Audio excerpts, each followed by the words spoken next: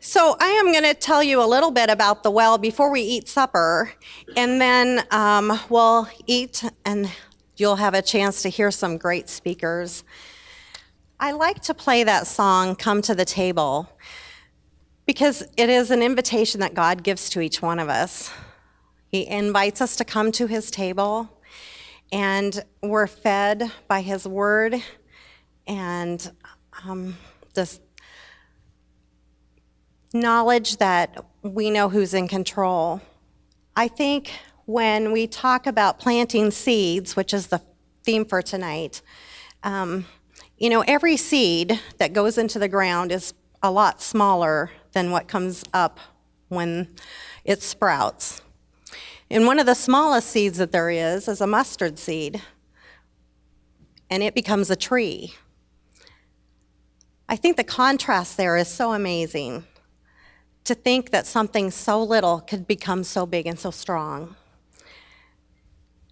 I like to liken that to the well. We have people coming who need assistance, who need our help because either the resources aren't there in their home, or they aren't sure how to make things work for them, either by a budget or cutting expenses. But we can help them get there, and it will be just like a new life sprouting. They learn then how to handle their money. They learn how to get the resources that they need, and they bloom right at that point. As you plant a seed, it bears little resemblance to the plant that comes up. And you can plant a variety of seeds in a variety of soils. Some seeds like a sandy area. Some seeds like rich soil. So whatever helps them to grow best is determined by God. He has already determined where that plant is going to do its best at. Sometimes as people come and see us at Cornerstone Community Well, we have the opportunity to help not only find out where they're at and to guide and direct them in the path that God wants them to take, or we have the opportunity to let them make that decision, and on occasion, their decision might be no. So we have to be realistic. We have to understand that where they're at always isn't where we think they should be at, whether they're ready for help or not. We aspire for God to use you to make a difference. And so we're so glad you're here. Greatness exists in all of us as God's vessels, but we have to believe that something different than what has happened in our past is going to happen now. What we do today and in the future matters. We have to want what God wants. We need to invest our relationship with Jesus and others. We need to invest in that. Make every action and word count. We are all part of God's human race.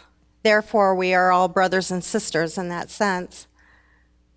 Do something for the people around you, because encouragement and love will develop courage and love in others. Know God's truth, because everyone experiences times of testing and needs hope. Let those searching for hope find our Creator through you, so that they can learn to walk closer, knowing their value, their purpose, and their destiny. The sequoia tree starts as a seed and grows so large that a van can drive through the trunk of that mature tree. It becomes stronger with age. And so I'm asking, as we think tonight, our role in our community, that we would take that stand and recognize where we are in our maturity in Christ and help others and be that driving force for them. I am going to go through a few things on Cornerstone Community Well, And I have a slideshow if you would like to take note of that. So we are located at 1208 South 5th Street, for those of you who don't know that. This is what the building looks like. It's very close to the middle school. We tried several times to get pictures of people in action who are actual volunteers. And this gentleman is my husband. He is a volunteer there, but you will notice that some of the pictures have people that aren't necessarily volunteers. We've had to stage them. The weather didn't cooperate for our photos. We go through a time of fielding call requests. The phone, almost everyone who works as a volunteer at the well has a full-time job besides volunteering.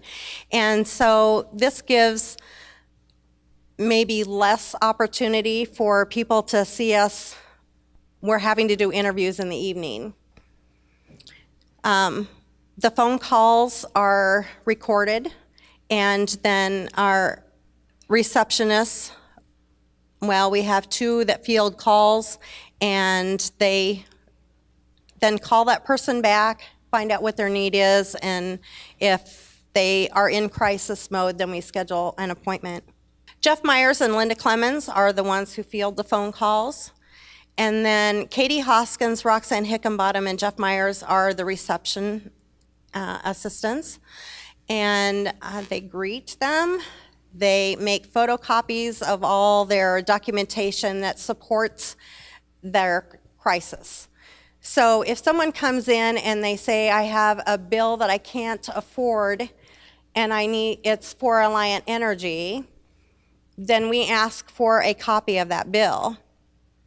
Every time someone comes in, not because we don't believe that people have needs, but we feel we want to be financially responsible in how we handle the money that comes into the well. And so we do do background check on that bill. So I call Alliant Energy and I say, I have someone here who has a need. They say the need is for this amount of money, and we're needing to know if that amount of money is still what is owed on that bill. Our goal is to never pay ahead. The only time that we make an exception for someone and we don't expect them to be past due is if they are on budget billing. Once you're on budget billing, if you miss that payment, you're kicked off of budget billing. So it's really important that we help them to stay on that. So we do photocopy their driver's license and their bill. There are always 2 interviewers when we do the interviews. That's to protect the ministry as well as giving an opportunity for 2 people to interact with that person. One might be writing information down that they've gleaned from the question that they just asked, and the other one might be helping to give more information while the other one is writing that down. I always, like I said, review the applicant information and make sure that things are correct. It's very hard to see. I don't expect you to be able to see this, but there are 3 pages to the application. The first part of it is getting to know them, what their crisis is. The second page is about their income versus expenses. And the third page is, do you attend a church? What is your background with religious affiliation? It helps us to know how we can pray for them. It helps us to know if they have been growing up in a Christian atmosphere but have chosen not to be at church for a while. It gives us the opportunity to invite them to a number of our churches here in Fairfield or in Jefferson County. We ask them to sign a certification statement. That certification statement, but we are asking them to please sign this stating that what you're telling us is true, that your need does exist, and then we ask for permission to go ahead and do that due diligence afterwards to get the opportunity to make that phone call to who they owe the money to. So that's an important piece. It's because of the certification form that they sign that we're able to contact different businesses and then ask for what they still owe on that bill. That's very important to us. We have a worksheet that we go through. You get certain points according to your crisis or according to whether you have budget billing or if you've been to classes at Cornerstone. And those points help us to determine what would be the best amount of money that we can provide. Until we run out of Salvation Army funds, because we are also a place that disperses those funds, until we run out of those funds, we can give up to $200 from Salvation Army. At Cornerstone, we've determined that through Cornerstone funding, that we will give up to $200 there too. So if someone presents and has a need great enough, they might receive $400 from their visit with us. We do general referrals. It's hard to see, but some of the titles of those would be housing, where you can get food at discount or for free. For filing their tax documents, we have a location that they can go to. If they've had any type of income during that year, we encourage them to file their taxes and get some funding back, perhaps. Like I said, food and groceries. We have the free or discontinued meals because of the blessing that the community has given through the Hunger Dialogue. There is an opportunity for people to go to the Lutheran Church every Thursday night, I believe. Every Tuesday, thank you for correcting me. So we do have a variety of things that we can do to help people. We want them to take full use of those until they get their budget in place. Because if you don't have much money and that money keeps going for things that you aren't utilizing the community resources for, you can never get ahead. So getting ahead is pretty important. Our classes for Stretching Your Dollar, there will be 3 classes. The first one will be on how to make your own cleaners for your home. And in doing that, that can be quite a savings. And that includes laundry soap, fabric softener, window wash, general purpose cleaners. Then the next class would be on how to use coupons to your best benefit.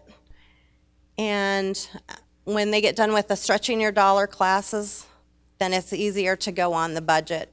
It's hard to take a look at a budget if you think, well, I can never make that work. I don't have any way to, I only have so much money. So how can we help them the best?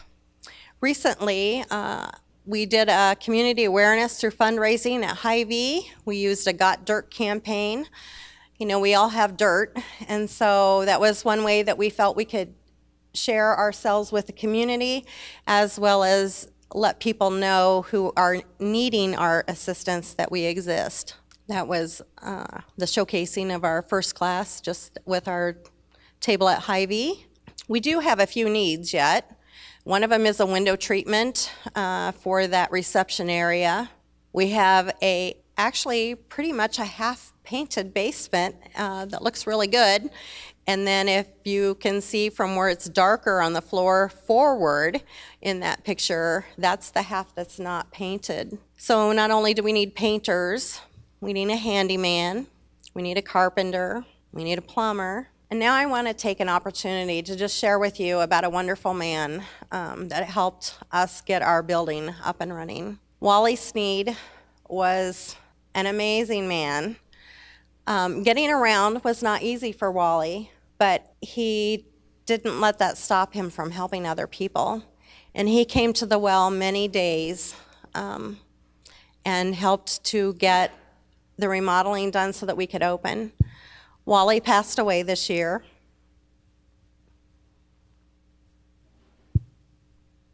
And he will be greatly missed.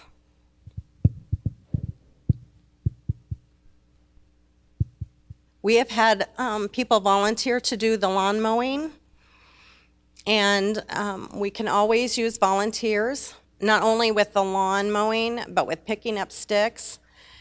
And I will just share with you that for as much as my husband and I believe in this cause, it's very hard to do administrative things, to be in the position of fielding calls and reception, and to realize that somebody's out there and they're mowing, we need to run out and pick up sticks. So I'm going to make a plea tonight that whether it's picking up stick season or whether it's raking the yard season, whether it's shoveling snow season, if I had 52 people each give me 1 week out of the entire year, I would know that we were covered for all those things. We've received 2 grants this last year, one with Community First Credit Union, in which we will be able to buy a TV so that we can project from the laptop onto the screen as we do our classes. And then the Greater Jefferson County Foundation, and we were able to use that money to buy 4 laptops and 2 multi-purpose copiers. They've been invaluable gifts.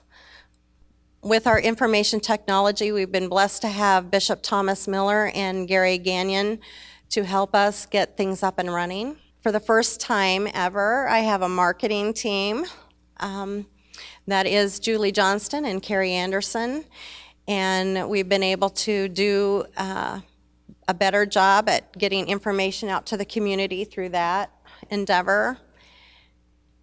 This year, for the first time in the 2 years that we've done the banquet, we were able to invite you and know that you weren't going to have to give up any of the funding that you donate tonight at tax time. Last year, when they donated, we had set a predetermined cost that the meal would be about $15. And so if someone gave $50, then when we gave them their receipt at the end of the year, we had to take off $15 for that. Tonight, there are table sponsors. Please do take note of those table sponsors at your table that's on that black pick. Those are people who've given generously so that your full amount of your donation can be taken off at tax time. We have 6 board members: Deb Bemis, Chris Fisk, Nancy Hesseltine, John Kermit, Lynn Maselli, and myself. I'm going to take this opportunity to pray for you before the meal. And I want you to have that time to visit and to have your meal. I'll probably dismiss you by table because last year I found that it was hard for anybody to want to be the first table to go unless they were told they could go, and then it was a good thing. And then we'll have the speakers after that. If I could have you bow your heads. Heavenly Father, I just thank you so much for another opportunity to share about what you're doing here at Cornerstone Community Well. What a blessing it is that we have people who are willing to give of their time, give of their money, give of their talents. God, we know everyone who comes to the well is received with love, and that love flows from you through us. Help us to continue to see each one as not only as a person in need, but as also another child, another person that you've created. And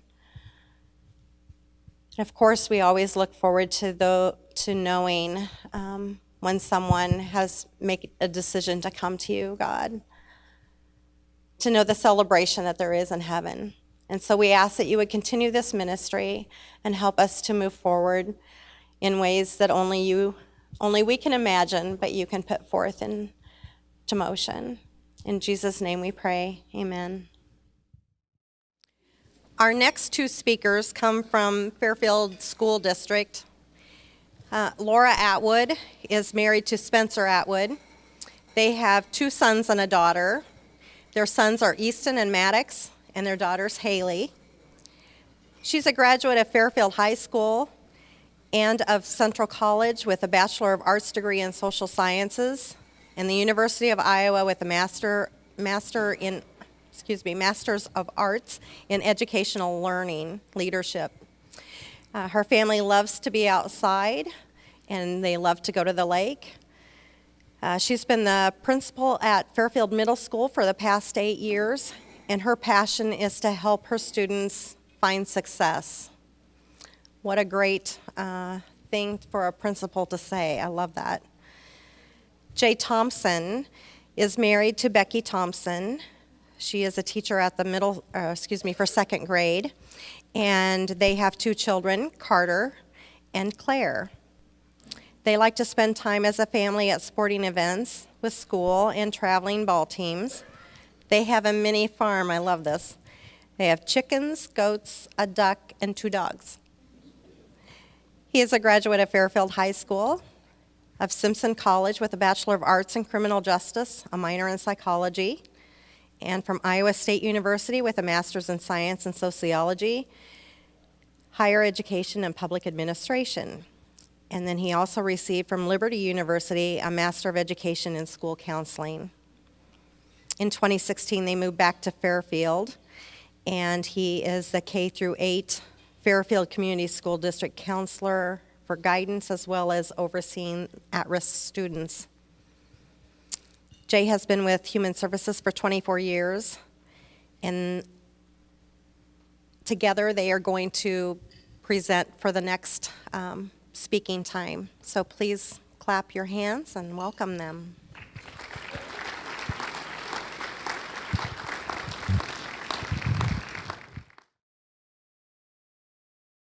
I just want to say thank you for attending tonight. It's quite an honor that Jay and I get to speak together. I will say, I'll crack a little joke. I didn't remember that he was a Simpson graduate, and so as a Central graduate, if you know anything about the rivalry, it's like Fairfield and Mount Pleasant. So I'm sorry that he has to be up here, but I already asked him. So, but in all sincerity, it's quite an honor to speak on behalf of our kids at our buildings, our families that we're seeing come into our buildings and through our school district. We've got a lot of information to share with you. So I've already apologized about the first one with him being a Simpson grad. The second one is I'm used to standing in front of a large audience of about 500 plus students. So adults is a little bit different. So if my humor seems really cheesy, you can just laugh and humor me. It makes me feel good about myself. So I apologize about my 2 things. We have a lot of information to cover. We'll talk a lot about the challenges that we're facing within our school district with some of the families and the students that are coming to us, some of the trauma that we're seeing and the chronic stress. Carol said we had till about 9 o'clock tonight, so no, really, she didn't. No, I'm just kidding. So we'll just scratch the surface, but if there's other things that you're curious about or want to know more about, please reach out to us.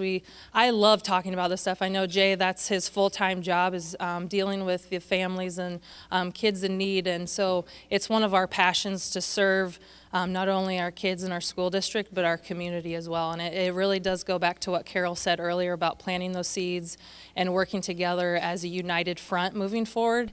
It can't just be our school district. It can't just be this organization. It really has to be, all of us coming together as one. So again, thank you for attending tonight, and thank you for your attention. I'll tell you, this is kind of new to me too. I'm kind of excited. This is fancy. I'm not used to a clicker. But these are the big 3 key points that we want to hit today. I'll talk a little bit about the challenges of overcoming poverty, what that looks like within our community, our county right now, our school district. Jay will hit on some of what are we actually seeing with students and families. And it's not a fun topic to talk about. I'll just be completely upfront with you. There's some alarming things that we continue to see and that are increasing over the last couple years. And then what are we doing about it as a school district, and what are we doing with the community to make things better for our kids? So I'll get started. This is just a little bit of a bird's eye view of what's happening within our district to give you a little snapshot. Currently right now in Fairfield School District, we have about over 45% qualify for free and reduced lunch. Those are the ones that are actually applying for the free and reduced lunch application. We know there's probably more specifically at the high school that are not applying for that. According to the U.S. Census Bureau, Jefferson County is one of the poorest counties in Iowa. I honestly didn't know that, and that was pretty alarming, but I think when we look at some of our statistics, when you look at the state of Iowa with poverty rates, with student achievement rates, we tend to be on the lower end of that with student achievement rates, and I think it's in coordination with poverty, what we're seeing. There's a lot of research out there that says a lot of interesting things about what happens with poverty, of kids not having adequate vocabulary or increased vocabulary compared to the average peer that's coming in. The third bullet point up there is just Iowa State University.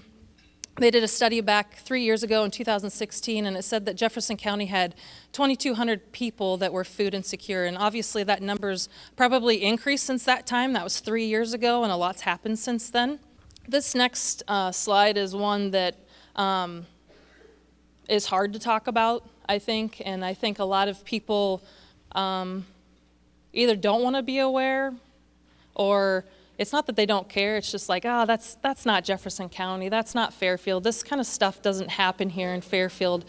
And so I want to talk about ACEs. It stands for Adverse Childhood Experiences. And it's talking about abuse, neglect, the household dysfunction that we're typically seeing within our school districts. And this is what I'm really passionate about, and I know Jay is too. This is primarily what he's dealing with, is talking to students about the trauma that they're enduring. And all of us, it doesn't matter who we are, we all experience some type of stress in our lives, and some is chronic stress. If you look at our society today with our phones, the social media, the pressure that's on our kids today, and adults for that matter, there's just a lot of chronic stress that's continually put on us that's really traumatizing us in the end. But needless to say, these ACEs is what we call them. We look at individuals for ACEs. It's not like we're pinpointing and identifying, oh, what do you have, what do you have?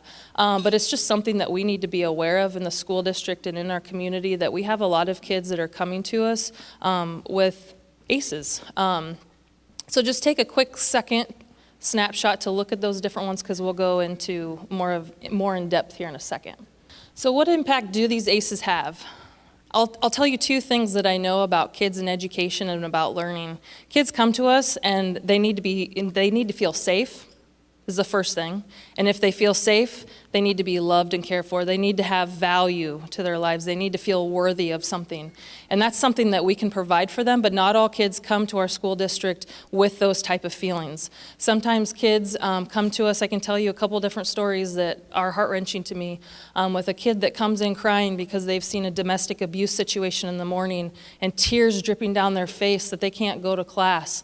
They're not ready to learn. Can you imagine? I mean, seeing your dad hit your mom in the face and going and expecting to learn math skills, it's just not going to happen. That's not the reality. You know, we have other students that come to school and they have behavior issues, and the teacher reaches out, takes time aside from their teaching and says, hey, buddy, what's going on? And the teacher's just trying to reach out and care and trying to make them feel safe and loved, and the kid is still clammed up. He's not saying anything. They come down to my office and we try to work something out of trying to find the root cause of what's going on with this child. And lo and behold, a half an hour later, after talking about things, we find out that this child doesn't know where they're going home for the evening, because they've been removed from the home because of drug usage from parents. I mean, this is a reality, and it's scary for us to admit, well, that's just one kid. No, I hate to break it to us, but we've got several kids with a lot of these ACEs coming to us. The alarming thing about this is, I mean, if you just look at our divorce rate, we know that it's pretty high right now. That's considered one ACE, and about 67% of our population right now have one ACE. That's not uncommon. But when you start looking at all of these put together of at least 4, if a kid comes into our school district or into our community for that matter, and they have 4 or more ACEs, we're looking at some alarming statistics that I'll show you here. And you can see there right on the bottom of 4 or more, oops, I spelled that wrong. But you can see that there are 14 times the number of suicide attempts. We're talking about more mental health. We're talking about drug usage, alcohol usage, teenagers having sex at an early age or an earlier age. We're talking about more of those depressive disorders and anxiety disorders. I mean, it's alarming, the health risk involved with this of more heart disease and lung disease because of smoking. And there's a lot of other research behind this too, but I just share this with you because it's a reality for us. And it's a reality not only for our school district on how we're handling things and how we're having to change our system to meet the school's need, or the students' needs and the families' needs, and how we're reaching out to families. But it's scary for our community. And I'll talk about that at the very end when I wrap up. But I just want you to think about a plant and what happens to a plant as you plant the seed and you nourish it, and you give it water and the food and fertilizer that it needs, compared to if you just plant the seed and you water it for a short time and you let it wither away. And think about our community in terms of those seeds. What type of community do we really want to be to sustain ourselves, to have people move here in the future? And we'll talk about a little bit about what we're specifically seeing here, and I'll wrap up with that plant analogy here in a little bit. Lastly, if you know me, I'm kind of quirky. I'm kind of outside the box thinker. Some people in this room work with me, and some people just know me from growing up here, and they're like, man, Laura, I don't know if sometimes you have it all together in your brain. Sometimes I'm not sure you have a brain up there, but I can assure you, I went to the doctor about a year ago, and I had an MRI on my brain, and lo and behold, I asked them, do I have one? And they said yes. So I can assure you, at least I have something upstairs. I'm not sure that it's always fully functioning. I show this image to you. Something that we've done in the school district is had more training on Dr. Eric Jensen's poverty training. And a lot of what he talks about is how the brain changes its chemistry based upon that chronic stress that we often endure. So when we're talking about being abused or having traumatic experiences or just the chronic stress, we have kids at home, and I don't know if you know this, but they're a part of single-family homes, and we have middle schoolers maybe in 6th grade that go home and take care of their siblings. They don't see their mom. Their dad may be incarcerated, he may have left the family, he may live somewhere else and they only see him on the weekends. And that 6th grader as an 11 or 12-year-old is expected to go home, cook, clean, do their laundry, get the kids to bed, and not to mention their homework.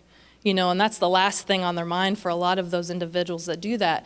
And so when they're under this chronic stress, you can see the left healthy brain has a lot more activity going on. There's a lot more red activeness going on in that brain compared to the right brain where there's a lot of gray matter that damages the brain. It changes the brain chemistry when we put all that chronic stress on ourselves.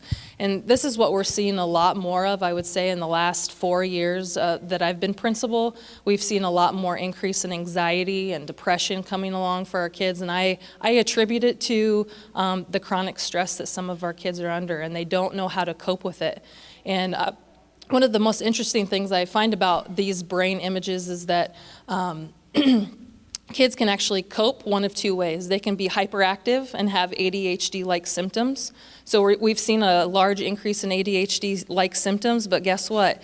It's not always ADHD. It might be hyperactivity of that child trying to cope with that stress that they're under. Or, have you ever heard this, a teacher saying, oh, you're just lazy. You're not motivated. I think you can work harder, but in reality, what that child is really trying to do is it's like a hypoactive. They've just withdrawn. They have to turn their brain off because they're under so much stress of what's going on in home or the school life or a combination of that it actually, they just disengage from everything. And that's when we see a lot of the depression and anxiety set in. So one thing I want you to do is just think about how we as a community can work together, bridge those gaps as we move forward, because we know if those ACEs are eliminated or decreased, we're gonna have higher work productivity. We're gonna have people attending work. You know what the number one thing is businesses in our community say that they need for us out of our kids? To show up to work. Isn't that pathetic? I mean, it's the reality of, and it's something that I deal with as well. And it's just, we gotta get people that show up to work and can be accountable and responsible. So we're gonna see work productivity increase, and we'll also see anxiety decrease if we can start to eliminate some of these ACEs and address some of these problems head on. So what I want you to do is just talk to your table or a partner for just 1 minute. What did you hear that's interesting, alarming, maybe you didn't know, maybe a question you have of something that you're wondering, and then we'll transition to Jay here that's going to talk about what's actually happening in our school district. So take a quick minute to do that. I'm Jay Thompson. I am the at-risk coordinator for, it says kindergarten through 8th grade, but I spend most of my days 2nd grade through 8th grade at Pence in the morning to start with for about an hour and a half, and then I go over to the middle school, and I work with the middle schoolers from around 9:30 until I leave for the day. So I'm just glad to get the microphone back, because, I mean, you give it to a central person, and they just talk. Just get it. I couldn't resist. Okay. So what we're seeing in Fairfield is a lot of poverty. We're seeing a lot of those effects that Laura spoke about. It can be either situational or kind of a generational chronic problem. It's passed down from one generation to the other. We're seeing that we have families that are not able to pay their bills. I will get calls. Mr. Thompson, do you know anywhere I could go for help? Because my power is going to be shut off tomorrow morning at 8 a.m. Oh, okay. Well, how much do you owe? $2,350. Wow. Okay. That's a huge hurdle. So it can be very stressful trying to work with the families and try to help them and trying to get them out of crisis mode. Some of them live in constant crisis mode. That's what they've grown up with. That's what they're used to. We also have lots of movement, moving around from location to location, being evicted because they're having to choose between food and the power bill and rent. What am I going to pay? Housing in Fairfield is very expensive too. That's another issue. So we have families living outside of Fairfield. Well, then that creates a transportation issue. Then they don't have vehicles to get their kids to school or come to the parent-teacher conference or things like that. So some of what I do sometimes is provide rides. A lot of what I do is removing barriers, trying to remove barriers for families. We have single-family or single-parent homes, parents not able to work or find jobs. Some are disabled, some are unable, and that's kind of a battle too. They're not able to get their kids to and from school, like I mentioned. Seems to be just an observational that as a society, it appears that there's less emphasis on parenting, more being a friend, or just completely absentee because of drugs, alcohol, other interests, technology. I've got one family I can think of that this child has an absentee parent because of technology. That parent is on the computer 24/7 and could care less what their kids are doing. If they have food, if they have a clean home, it's not really the major concern. Unfortunately, the schools are having to do more parenting work. There's no boundaries at home, and unfortunately, sometimes there's no reinforcement at home. We call home and say, hey, could you speak to Junior about not throwing things across the room or about basic behavior and stuff, and well, you need to stop picking on him, and you need to start addressing what everybody else is doing to him.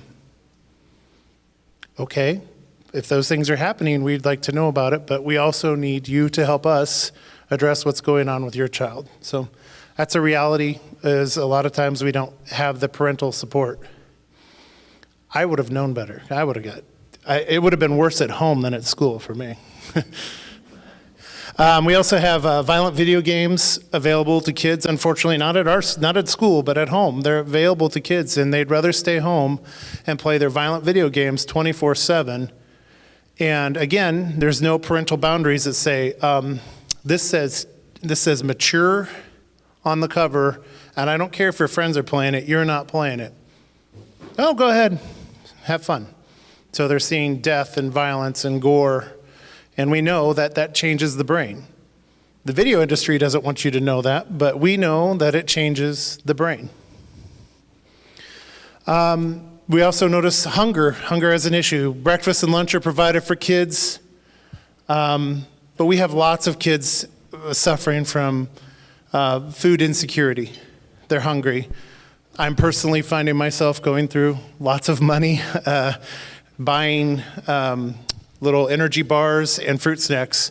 And I have a lot of my kids that are food insecure daily want one or two or more in the afternoon because they're hungry. And I give it to them and I buy it for them out of my pocket because that's more important. We can't do anything else if they're hungry and they have all these other needs that are going unmet. We'll talk about some good news about what's coming in the future for that too. Social and emotional behavior, mental health. Again, this is pretty much what I deal with every day at work. There's a real increase for kids in mental health needs. We're seeing anxiety, depression, disrupted sleep patterns, no sleep sometimes. We see some students cutting themselves. Some are having self-harm and thoughts of harming themselves. The Iowa Youth Study that just came out, it looks at 6th, 8th, and 11th grades every 2 years statewide. The results just came out this last month at the end of February. And in Iowa, this is very specific to just Iowa, the youth considering suicide the past 12 months is up 53%. It's increased 53%. 1 in 10 Iowa youth had a plan in the last 12 months to terminate their life. Not just a thought, but a plan. If that doesn't alarm you, I don't know what will. That alarmed me when I read that recently. And I deal with it daily, but just to hear it as a stat. Also causes issue in attendance and attitude towards school and learning and family issues. Significant concerns there. I tend to go out sometimes in the mornings. I don't even make it to Pence once in a while because I have to go out and get kids picked up, or I have parents call and say, I can't get Junior out of bed. He won't get up, won't go to school. And so I have to go and try to get the kid, find out.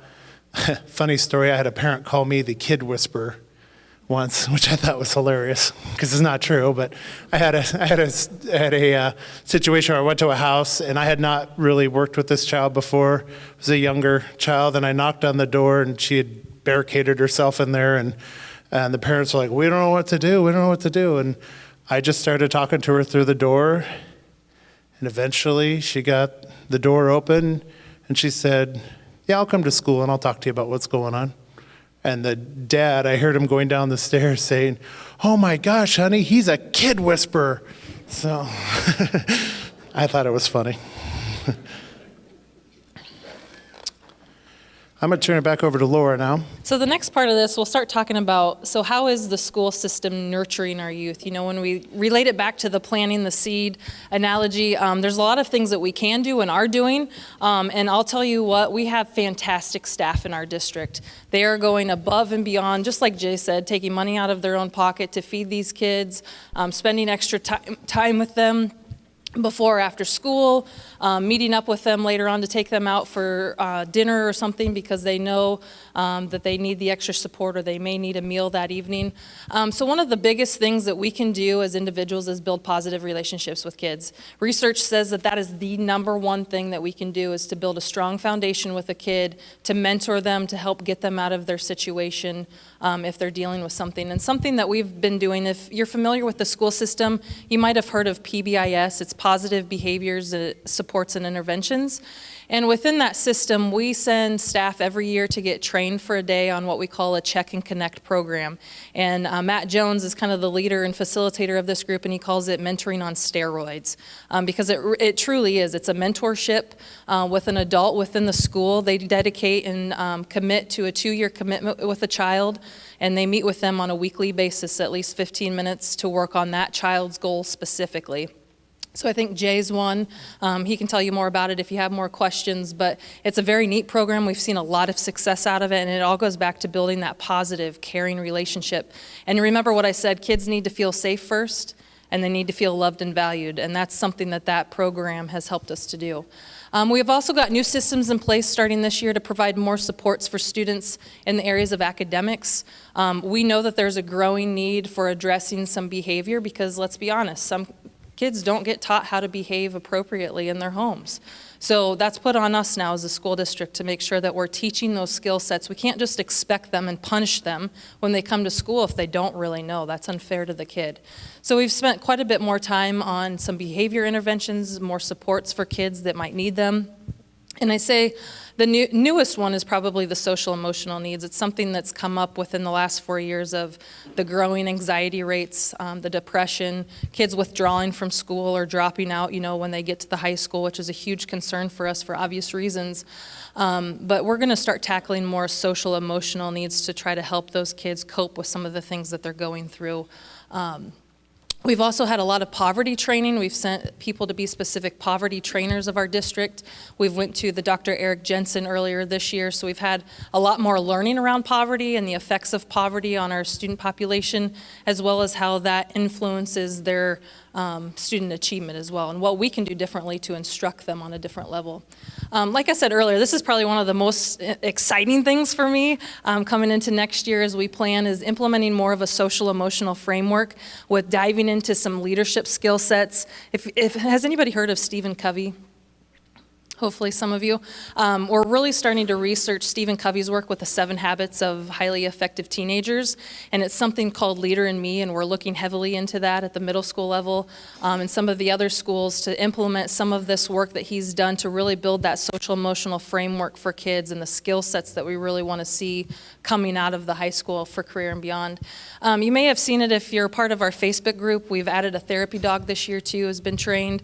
I like to tease the kids, "Oh, you're so happy to see me," as they're walking down the hallway, and they quickly remind me that, no, it's not you, Mrs. Atwood, it's the dog Cash. So that's just something that, I really didn't know how much of effect. You read a lot of research about how animals help. They're very therapeutic to kids, but until you really see the kids smile, or you see a kid that's kind of out of control, for lack of better words, and you bring the dog in and you quickly see them calm down and self-regulate themselves, it's pretty neat and pretty fascinating what animals can do for kids. So that's a new addition as well. All right, so kind of how are we nurturing our future? Because our students are our future.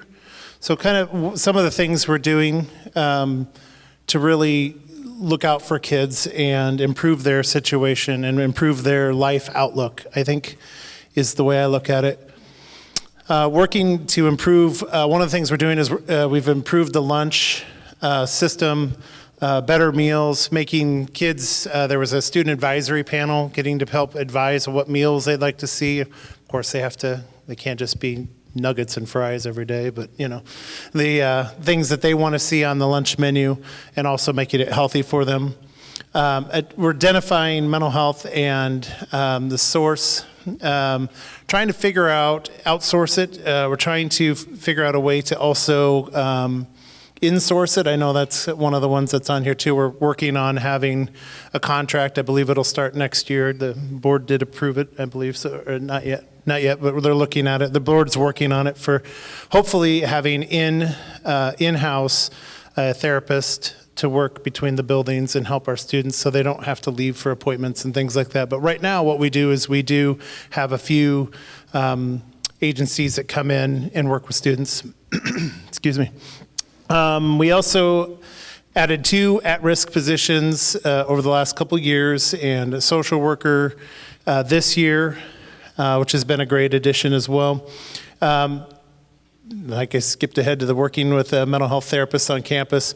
We're partnering with our community, like the Friends Church Women's Group has helped students, is just one example. They've come in and said, hey, they contacted me, hey, we've got X amount of dollars. What can we do to make an impact? And I will say, well, I have these kids that don't have these resources. And they say, well, give us a list and we'll go shopping. And they'll bring the things to the school, which has been great. Carry-on bags is another great program that's in our schools. I can't remember the number. I think it's right around, I was going to look this up and I forgot. I think the number is somewhere around, it's roughly around, I think, 80 to 100 bags are in our school, distributed every Friday. We have a brand new hygiene closet. Lisa Grinning, one of the teachers at the middle school, identified another need and said, hey, it's hard for these families. The subsidies and things that they get do not pay for laundry soap. They don't pay for expensive toilet paper. They don't pay for some of the things that they're taking up a lot of money, and some of these families are going without. So they created a hygiene closet where they can get everything from a toothbrush to laundry soap to deodorant to all kinds of different things. It's been great too. We're working on a brand new food pantry within the school district. This is all something that's brand new, and it appears we're working on getting a spot at the middle school where we can have the local food bank of Iowa from Ottumwa will deliver us what we order, which will be lots of food. And we're going to start with dry goods.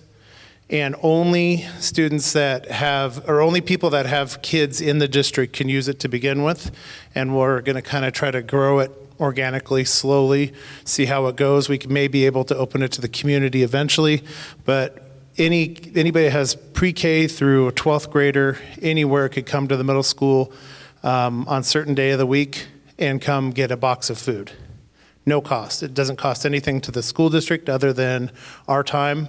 And a lot of us are just going to be, the counseling department's going to head this up, and we're going to take turns covering it, and we're going to take turns stocking shelves and things like that. So that's kind of exciting that families will be able to have food basically, and as needed. If somebody comes to us and says there's nothing in the house, we could get them a box of food that day too. Then another resource that we have is African Violet Foundation. I happen to be on the board of African Violet Foundation. It's a year-round clothing support for families. It also does Christmas gifts, the sweatshirts for kids, and a little bag of candy usually. This is one of the things that they love out of that. Then they love the sweatshirt the rest of the year, but they love the candy first. That's another great support of our district. And then I've started a middle school fund just because of the need, because of identifying some of the poverty. This middle school fund is something that some of the alumni of the school have said, hey, I want to support you. I see that you often talk about how things are a struggle. And I specifically, it kind of usually comes from a teacher. I see it sometimes too, but it comes from a teacher saying, hey, this kid's toes are sticking out of his shoes. Is there something we can do? And I will bring the kid in, talk to him, see what kind of resources they have. Oh no, Dad can't get me shoes this month. I can't get shoes until maybe next month. Well, do you think Dad would be open to me getting you some shoes? And so then I'll take the young man or young lady, and we go shopping, usually over in Ottumwa, and we go and get them name brand shoes. They'll last longer. We can take them to Walmart. Those shoes will be gone, very quickly. They'll wear out. But I get them name brand, and I've had really amazing experiences with kids. I had one where I was driving this young man back. He was a middle schooler. And he's usually just a million miles an hour, talk, very hyper. And he was very excited about the trip and had never been on one with me before. And we were driving back, and it was quiet for a minute. And then all of a sudden, out of the quietness of the seat behind me comes, hey, Mr. Thompson? Yeah. Hey, I just want to say thank you. No one's ever done anything like this for me before. Wow. All of a sudden, it was kind of misty out, and I was having a hard time driving and seeing. But yeah, I just said, "You're welcome. You're welcome. You're deserving, and you deserve nice things too." He's never had name brand in his life, and he had a nice new pair of name brand shoes and a sweatshirt that he wore. Even though he had like 3 of them, I think he wore it every day for like 2 weeks. And I finally said, "Hey, switch it out. Wear something else." So the only other thing is we also have a coats program, which has been a great thing for getting coats to our kids.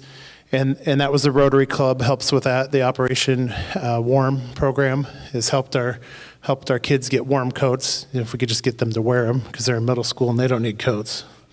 So. So what can we do to nourish our community? You know, we talk about what our school district is doing or what this organization is doing, and we really need to start looking at what we as a community body can do together. And we can really start working on bridging the gap between those schools, the families, and the community. I'll let Jay talk a little bit about this. Yeah, this is actually, all credit goes to my wife in the back there, Becky. She's the one that we were talking one day about what can we do. You know, how can we break some of these cycles? And she's like, I just really feel a calling, or I really feel like we need to focus our energy on an opportunity center or some place where families can go to get lifted up, not just handed out, but very much like the well. It's lifting them up, giving them some research, giving them some support, and through research and through helping them. Maybe we could get them some classes. Maybe we could get them some additional things. So not just for utility support, but how do we get them ready, job readiness skills? How do we help them fill out the applications, because they may struggle with writing and reading and things like that. But if they could fill out the application, they could work somewhere where they don't have to have those great skills. They may have other hands-on skills that they could do. How could we get them their GED? How could we get them into apprenticeship programs or other things that would provide them with an opportunity to change the course of their life instead of staying in the same kind of cycle? They might need some childcare while they're doing that. How could we provide childcare? How could we, this is just a dream at this point, and it's just an initial dream, but I just wanted to share it with you all, so I threw it in here today and just wanted to share it, because I know there's people in this room that would probably say, that's something we need to figure out. That's something we need to do for these families instead of, again, not that some families don't want, because of the pride, they don't want a handout. They want to come to the table and be felt valued, and I want to do that too. I want them to feel valued, and I want to lift them up, and I want them to change the course of their own lives. Lastly, I kind of leave you with this. What type of seeds are we planting? Our kids are our biggest assets. You know, what we invest in our families, what we invest in our kids is really going to be the future of our community. And so I go back to that plant analogy of what type of seeds are we planting and how are we nurturing them? How are we watering them? Do we want to be a community that people want to come live here, that helps families, that supports them just like the well here? I think it's an awesome program. I was super excited when I first heard about it, because oftentimes families will, for lack of better words, take things, go pay off their bill, and then they don't learn anything from it. And what I loved about this program is that it offers classes to people to actually learn those skill sets so they can be hopefully sustainable over time. It's not just a give me, but it teaches something to these families, which I think is incredible and says a lot about the program itself. But I think kids are our biggest asset. I think we have to look at what type of community do we want long term? Do we want that plant that withers away because we're all isolated? The school district works by itself. The well works by itself. These churches work over here in isolation. Or do we want to be a community that flourishes, that really blossoms for the good of our kids and the families that live here? And that's my hope and dream, is that we can collectively come together as one unified body to really work for the greater good. And I know the well has some outstanding things that you can do to volunteer your time or donate money. And there's a lot of great organizations here in town, and we just need to come together. So once again, as we wrap up, I just want to say thank you for this time. I know we've spent a lot of time up here, and we've just really scratched the surface on this information. So thank you for your attention. Thank you for all that you do for our kids, because I know a lot of you donate your time and resources for our kids, and lastly, I just thank you for being here, for supporting the well. I think it's a terrific organization and love to learn more. So thank you guys for your time. My next speaker is a gift to Pella. I just think the world of Jason Henry. He spoke last year, and I don't think anyone left here without having a better understanding of how a community can help people within it who are needing the help. So about the well, they have a place called the Well Resource Center in Pella. Jason is the executive director of that, and so when I speak of that, that is what I'm referring to. The Well's mission is combining the love of Christ, the help of our communities, and the strength in every person to find hope for life. The Well is an organization interested in more effectively ministering to those in need in Marion County. Through volunteers and partnerships with churches, businesses, schools, and social service agencies, we hope to be a place of encouragement and support that connects people to necessary resources.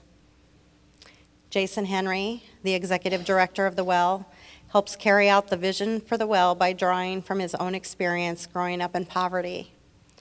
With a master's degree in business administration and professional experience in major corporations, Jason has 20-plus years of leadership under his belt.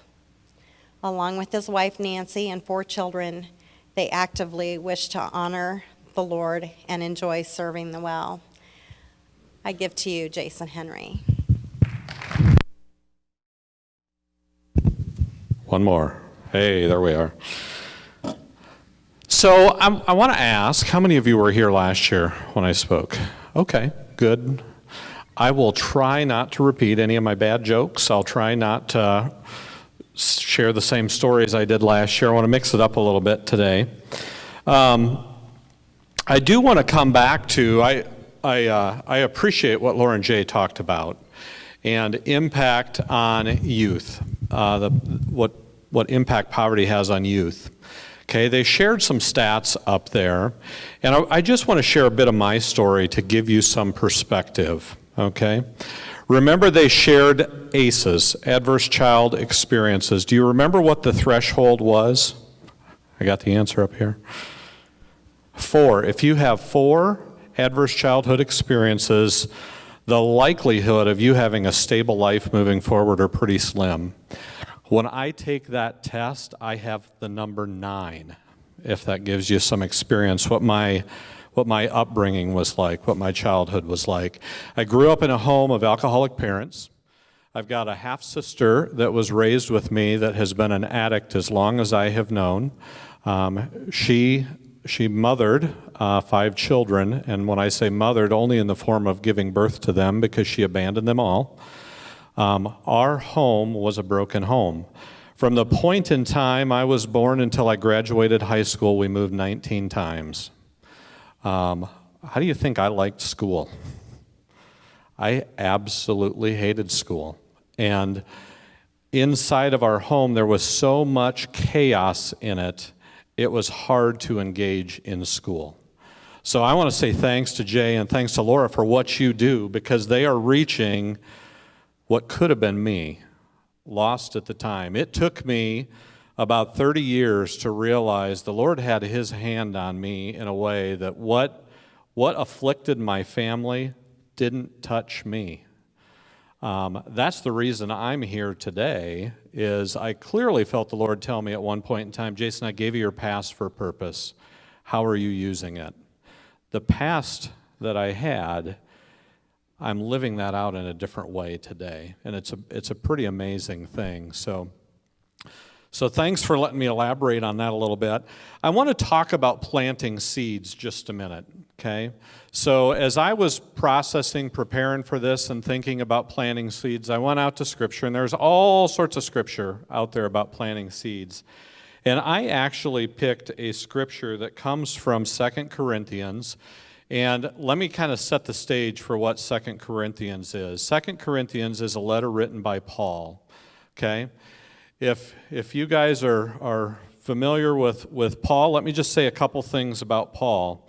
Paul had a significant conversion event that happened in his life. He went from being very anti-Christian to being one of the best advocates of Christianity there was. But he had some significant challenges in his life. And I'm going to say one of the biggest challenges he had on the surface was he looked poor. He looked poor in that most of the time he was homeless. He was not a real good communicator. He was not polished, right? So he gave this illusion of being poor. But the man was deeply rich in the Spirit. So in Acts 18, it talks about the church that he created in Corinth. They kind of did some things not so good. So First Corinthians talks about the letter he wrote to them, scolding them for not following his teaching. Okay. The second letter is his back coming around saying they didn't hear anything from my first letter, so I'm going to come back and I'm going to talk to them again. And he actually showed up in Corinth to talk about it. And the scripture that I'm going to give you, he will say was written with anguish and tears. So he was emotionally hurt by what was going on in Corinth, which was painful stuff. So here's what the scripture is. He says, "Remember this, whoever sows sparingly will also reap sparingly, and whoever sows generously will also reap generously." So during that period in time in 2 Corinthians, he challenged their generosity. Is the church ready to move forward and support the community that they were in? Okay? So that's a little bit of the challenge I'm gonna do for all of you here. I made a comment that when I talk about the well, I am not talking about Fairfield. I am talking about the well that I am familiar with in Pella. So if you hear me say well, you're gonna know that that's what that is. So I want you thinking about, what does it mean to plant seeds? Okay? You all here, you may not know it, you may not have known it when you come in, you are all seed planters, okay? We're all going to plant seeds tonight. So what does that mean? That means, are we using the resources that we possess? We all have resources. Those resources can be financial, they can be time, they can be the strength of a united community. I'm guessing when you look around the room, you're seeing people that aren't necessarily in your path on a day-to-day basis. We have the community represented here, okay? So that is strength that we have. The second thing around planting seeds, are we cultivating those seeds to make sure we have more, okay? So it talks a lot in the Bible about when you do a harvest, you hold some seeds back so you can have a harvest again. Are we cultivating what we're investing into our community? And then the last one, are we acknowledging the work that God is doing? Are we praising Him? Are we thanking Him? And are His blessings pouring on to us? One thing I commonly think of, I hear a lot of people that will go on a mission trip and say, I had this idea of a mission trip, I'm going to go out and serve and I'm going to be able to bless others. But they all come back saying what? I was blessed more than I was able to give. So that's what I'm talking about when I say, are His blessings pouring out onto us? So here is the mission of the well. And I've got a couple of words highlighted up there. Can somebody tell me what the first word is? Combining. So when you think about combining, I want you to think about us pooling resources together. And there being unity in that. So we partner with churches, we partner with businesses, we partner with schools, we partner with social service agencies. We are all in this together, okay? So it takes that very deliberate act of combining our resources to make sure we can move forward in a positive way. Second word I have up there is what? Hope. I will tell you, when I look at the Bible at the word hope, there are two things that lift for me. The first one is the word trust, shows up around hope a lot. And as a Christian, I trust in Jesus, I trust in the Lord, and because of that, I am moving in a direction. The second word that will show up is the word strength, or the word endurance, okay? So not only do I know where I'm going, I have the strength to continue doing what I'm doing. So people that walk into our office walk in without hope. They don't know where they're going, and they're tired of doing what they continue to do. I'm going to go back and refer to the kind of the negative things that Jay and Laura talked about. I want to tell you, I feel like I am an example of hope. When you hear the negative, there is hope inside of that. So I want you to embrace that hope. So when we at the well serve somebody, I probably showed this cartoon last year, but I just want to do a little illustration of how we serve folks. So in this picture, you can see a person in the bottom of the hole there. I affectionately call her Sally. So Sally's in the hole. There's a couple of people up above that maybe they represent a church, maybe they represent a social service agency. They are somebody that is there to help. So if Sally says, I'm hungry, they might give her some food. If Sally says, I'm cold, they might give her a blanket. Is Sally's real issue that she's cold and hungry? What is her issue? She's in the hole, right? She cannot help herself. So I want you to think about the well this way. So you'll notice there's been a couple things added to that picture. The first thing is there's a ladder. That ladder for us is a metaphor for relationship. We have to get to know Sally.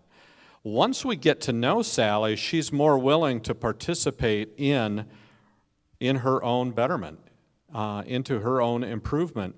One thing that we always talk about is folks walk into our office with labels the world gives them. That label can be you're an addict. It can be you're a felon. It can be you have mental health issues, right? So you guys can probably think of 100 other labels. The only label we care about that person hears is how God pictures them.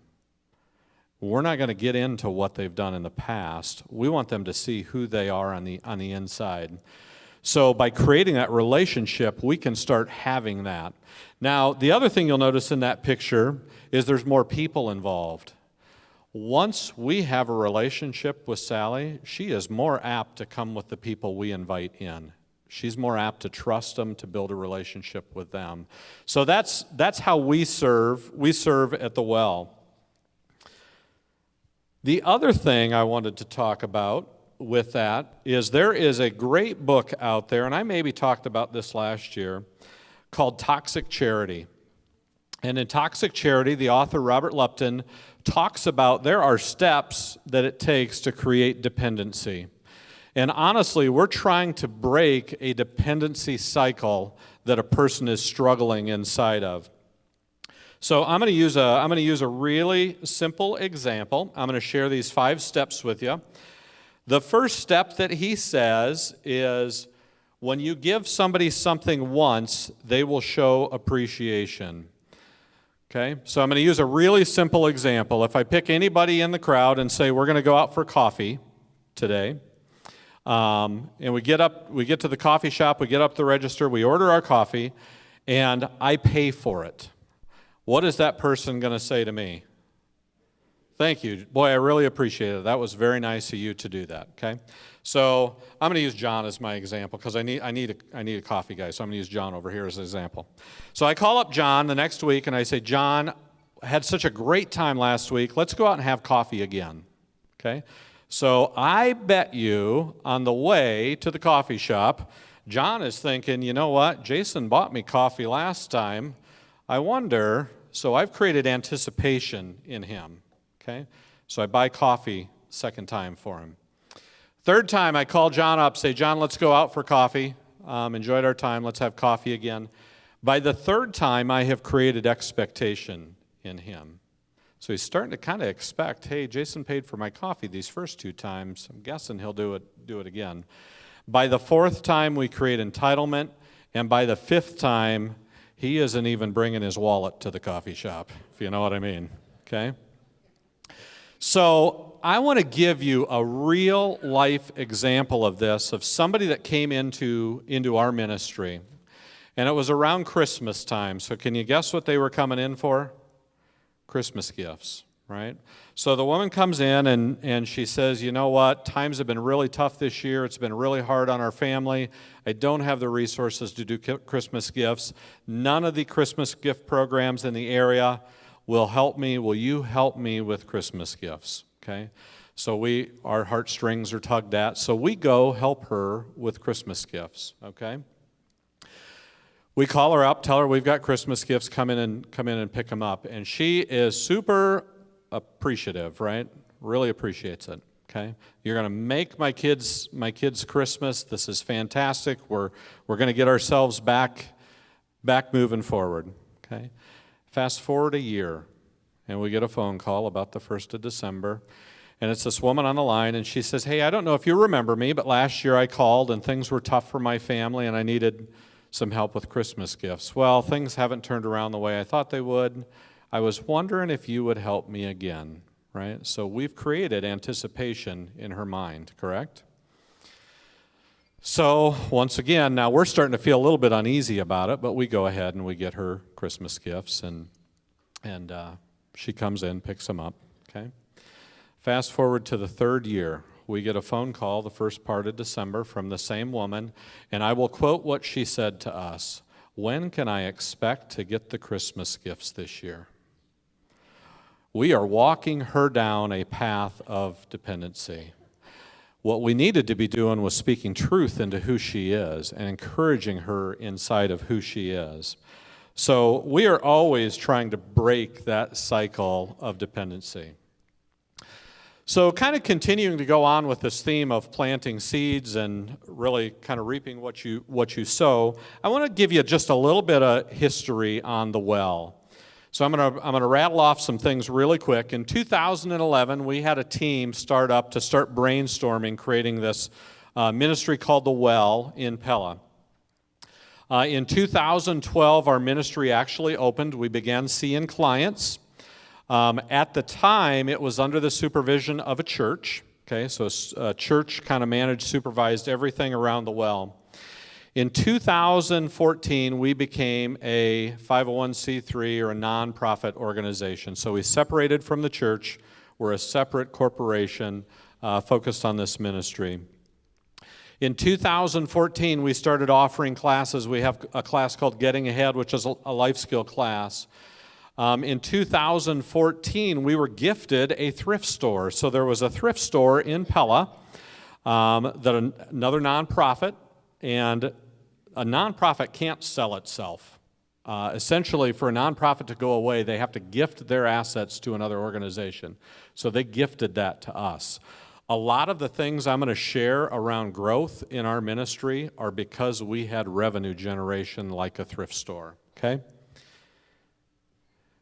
And in 2014, I was actually on our board. I chaired our board, and we started doing strategic planning. We started thinking about where are we going to go. So this whole notion of planting seeds, where are we going to go? Okay? So we said we wanted to dream big. We wanted to really think about how do we go impact a group of folks that are struggling. So here's some of the things that we did. I'm thankful in 2015 they hired an executive director that looks just like me. I have a tremendous passion for what we do and how we do it. And so I'm going to say that strategic plan we created in 2014 was part of what our team carried forward. In 2016, we consolidated all of our operations to one location. So all of the ministry things we had been doing in the past, we were doing out of 3 separate locations. We consolidated it all to one location. And if you ever want a road trip to Pella, I would encourage you to stop by the well so you can truly get a picture for what we do there. In 2017, we began a work program for our clients. So let me talk about that a second. We see, in 2017, we saw 1,000 different clients come into our door looking for help, okay? Out of that 1,000, 70% of them had a job-related issue, and I'd say most of that job-related issue was honestly they were unemployable. They had all the physical tools to work. They did not have the emotional tools to work. Now, in our community, there are large manufacturing companies that would love to have access to 700 workers they don't get today. So my 20 years in business was actually managing manufacturing plants. So we started a manufacturing plant for our clients. We partner with the businesses in our community to do work for them. We are training clients, so they're participating in the work program for 12 to 18 months, and then being released back out into the community to provide support for the businesses we have in town. So that is a really, really important piece of what we do in helping somebody generate stability in their life. So in 2018, we put together another strategic plan, and here's some of the things that we did. We want to emphasize our faith. We want people to find hope in the Lord, and we want to use that as a mechanism to move forward. We are continuing to expand our Well Works program. We have 8 clients that are fully employed right now with us. We would like to grow that number to about 25, is how many we'd like to have it in at one time. We are expanding programs, so we're doing addiction recovery programs, we have mental health programs, life skill programs, money programs, spiritual health programs. I could go on and on and on. Lots of different programs we have added inside the ministry. The business growth, and here is the important piece of the business growth. I told you our thrift stores, 100% of the profit helps fund what we do on the ministry side, so we do not have to rely solely on individual donors to support us. So we've got a revenue engine that keeps our ministry growing.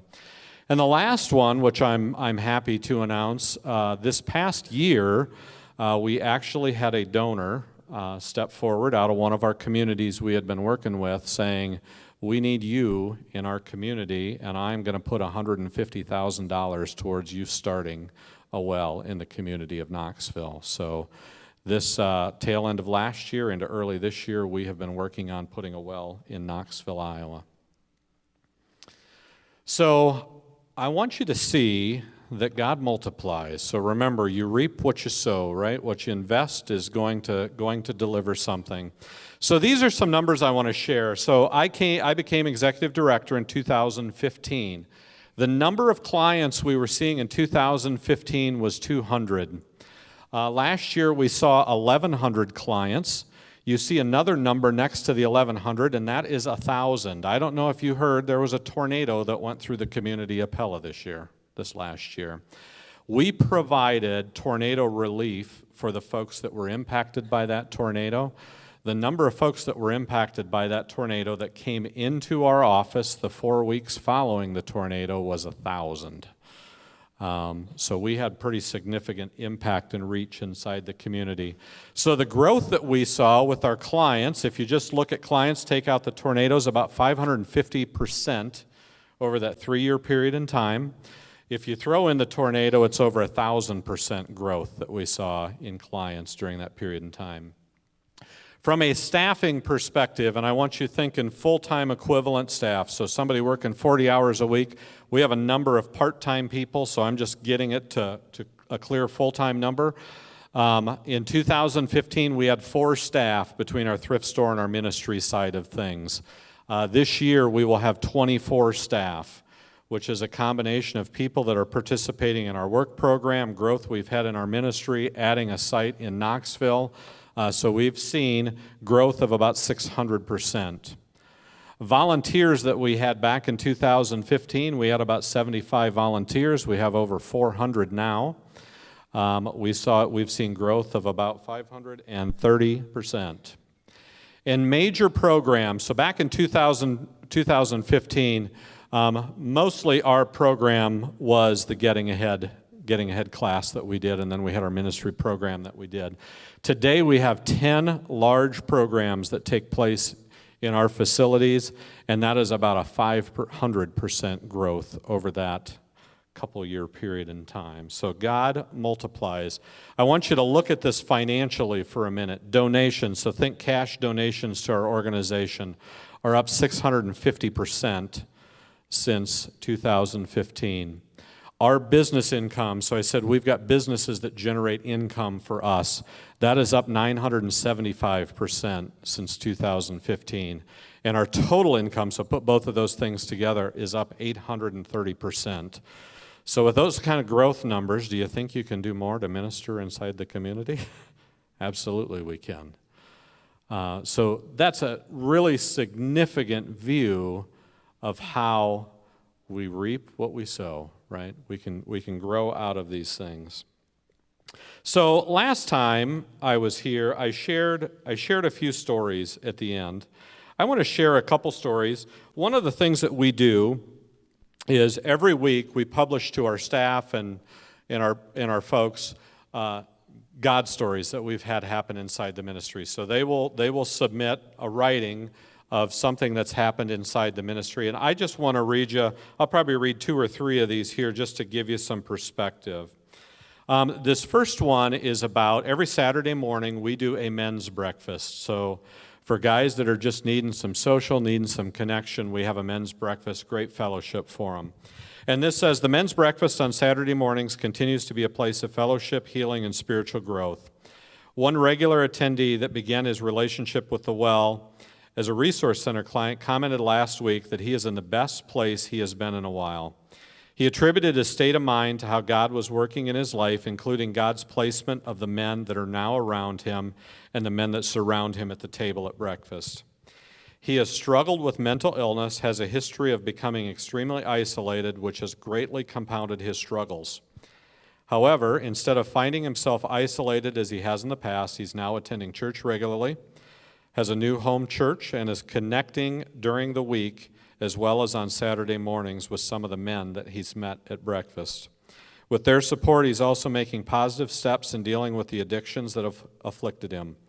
While we know that his struggles with mental health and addiction are far from over, we praise God that he has found a healthy support system with role models that are ready and willing to walk alongside him. So back to relationship, creating a connection, and helping him grow inside of it.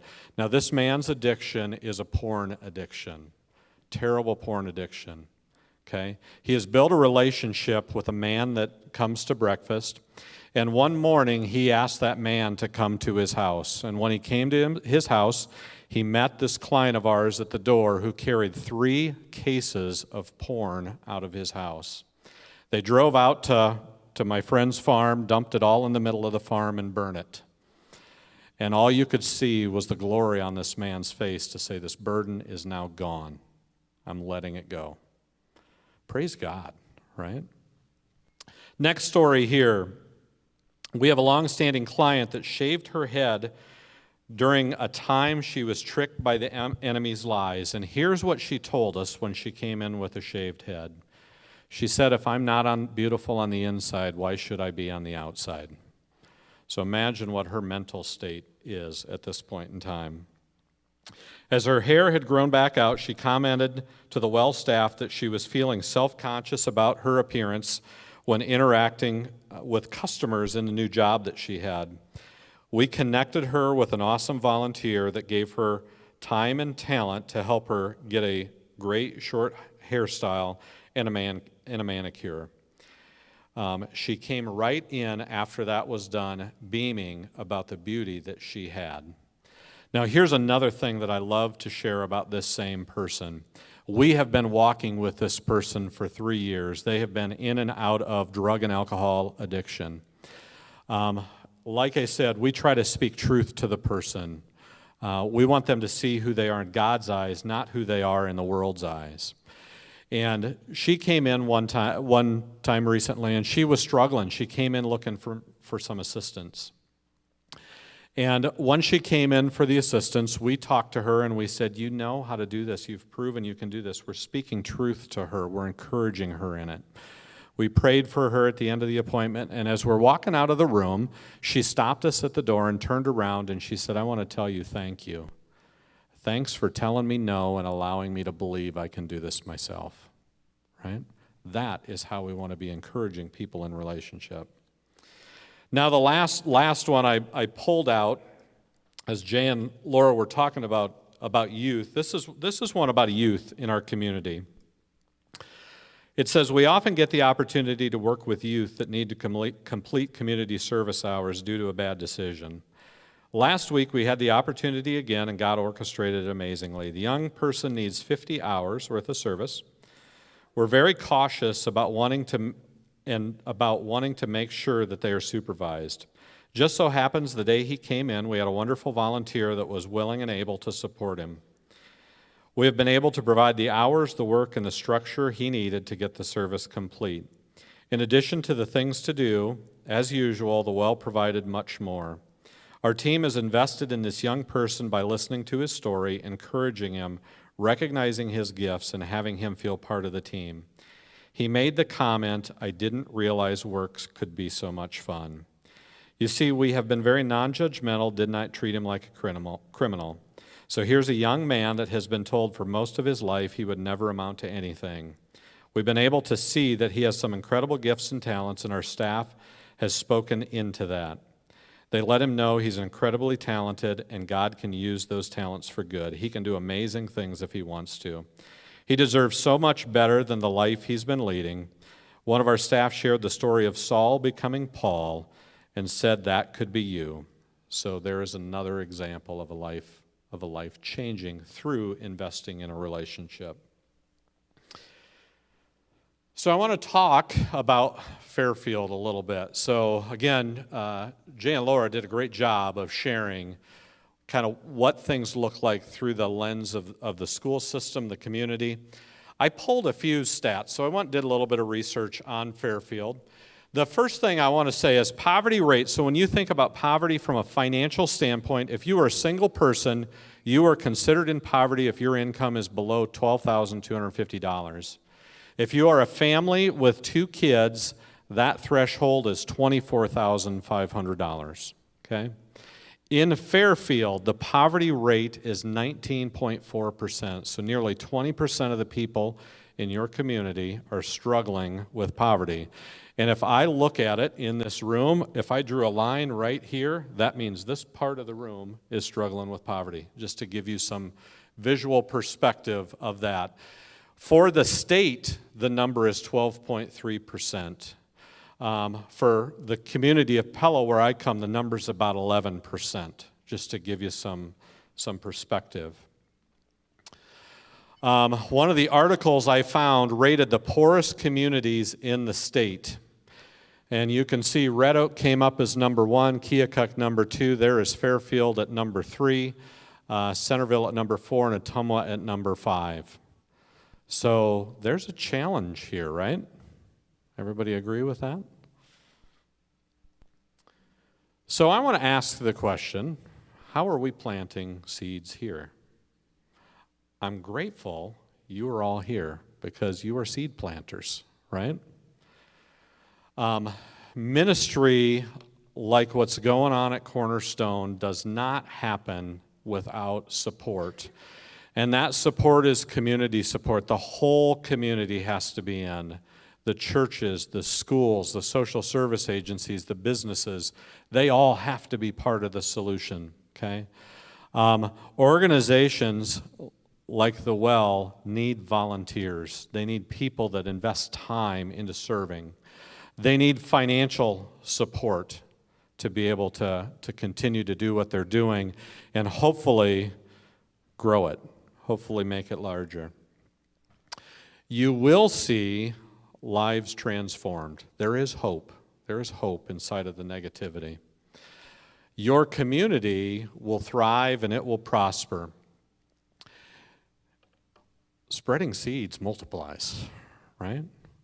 So I'm going to challenge all of you. I'll talk again about the Well in Pella. When I first started working at the Well,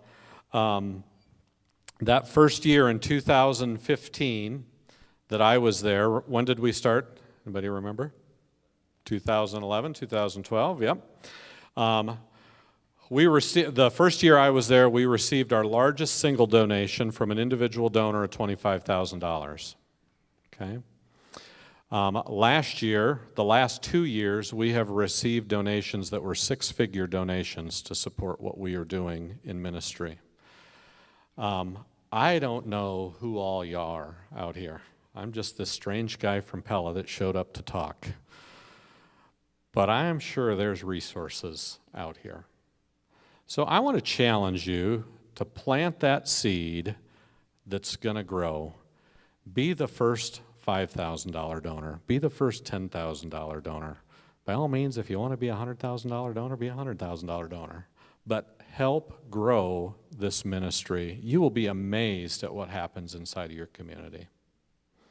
So thank you very much. Appreciate the time.